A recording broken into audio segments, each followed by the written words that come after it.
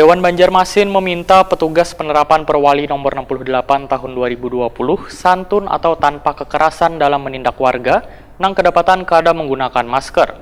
Tim gabungan pun diminta untuk menerapkan sanksi sesuai dengan Perwali atau aturan yang berlaku mulai dari teguran, tertulis hingga denda.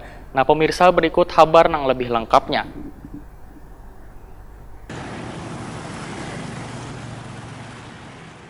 Dewan Banjarmasin meminta petugas penerapan Perwali nomor 68 tahun 2020 santun atau tanpa kekerasan dalam menindak warga nang kedapatan kada menggunakan masker. Ketua Komisi 1 DPRD Banjarmasin, Suyato Wahetokoni Prima TV jelang tengah hari Selasa 1 September 2020 meminta instansi terkait harus selalu menjalankan dan menerapkan Perwali nomor 68 tahun 2020 tersebut. Politisi PDI Perjuangan ini pun menghimbau warga untuk disiplin menggunakan masker untuk memutus mata rantai penyebaran virus corona. Tim gabungan pun diminta untuk menerapkan sanksi sesuai dengan Perwali atau aturan yang berlaku, mulai dari teguran, tertulis hingga denda.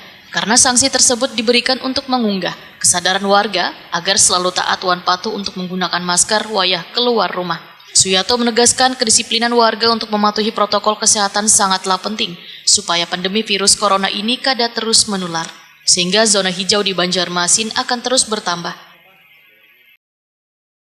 Kalau misalnya sanksi itu sanksinya kan ada bermacam-macam. Ada sanksi secara ditegur, ya kan, sanksi yang ada tindakan dan sanksi yang kena denda. Kalau misalnya dari instansi yang terkait itu melakukan itu kan dari sanksi yang pertama itu kita yang teguran atau sanksi itu berupa push up, mereka sapu jalan, segala itu. Itulah yang sekarang ini diterapkan itu supaya ada kesadaran dari masyarakat itu untuk menerapkan kepada masyarakat itu untuk dijalankan, dan sekali lagi untuk memutus rantai COVID-19.